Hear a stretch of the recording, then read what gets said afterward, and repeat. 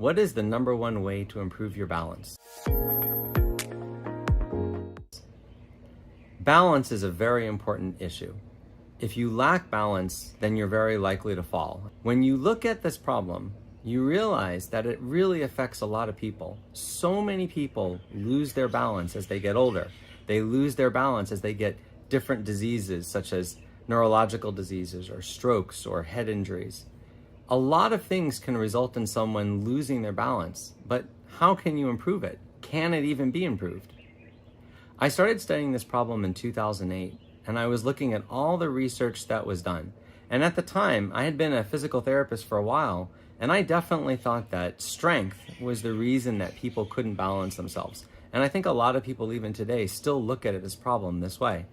So as I was looking at article after article that discussed different types of strengthening techniques, and then the result on the subjects either falling or not falling, I found something kind of interesting. That the research doesn't show that strength training improves your ability to balance, and it certainly does not reduce your chance of falling. Now that's a pretty surprising finding, but I can tell you that there are thousands of studies that looked at not just regular strength training, but powerlifting, Pilates, cross training, core strengthening, all different types of strength training exercises, from very easy exercises to pretty intense muscle building exercises that were done on geriatric populations. And there's no real link between strength training and a reduction in falls. I also looked at articles that looked at postural instruction, range of motion, all different types of things that people think about when they say, well, this person's falling, we can try this and it should reduce the falls. And the truth is, none of those really have a significant impact on reducing falls. And there's study after study to support what I'm saying.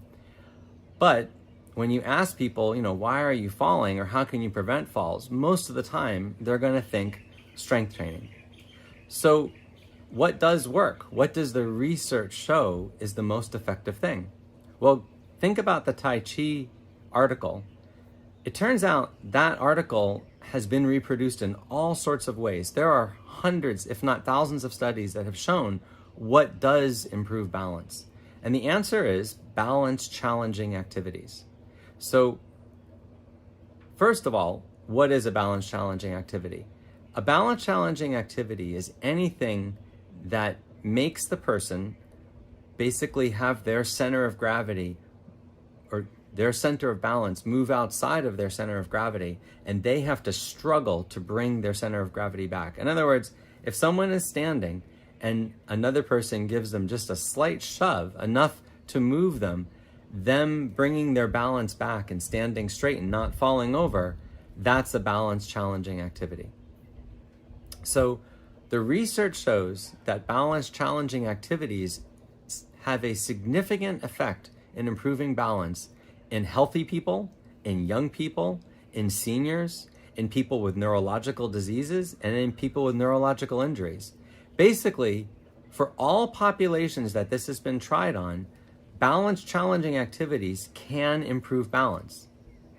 So things like yoga, qigong, tai chi, dancing, anything that challenges someone's balance can improve their balance.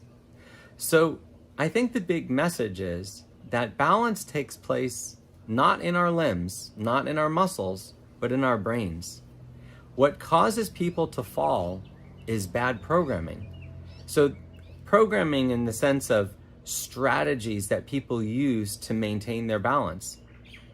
So if someone hasn't been practicing walking backwards for years, if not decades, and then suddenly to prevent a fall, they have to step backwards, they might not be able to. They might feel uncomfortable walking backwards or stepping sideways or standing with their feet close together. All of those things, all of those strategies, those skills that we learn when we're children, if we don't keep practicing them into adulthood and into our senior life, we lose those skills. We might not completely lose them, but we definitely get rusty at doing them. And so what the research shows is that when you have someone that may be 80 years old or 90 years old, or someone that had had a stroke or has Meniere's disease or has some kind of balance problem. And so they're not practicing their balance on a continual basis because they're afraid of falling. That when you get those people to do balance challenging activities, it has a significant improvement in their balance. As long as it challenges your balance, it will make your balance better over time. If you like this video, please like my channel to see more videos like this. And if you look in the description, I have links to other videos that might be helpful.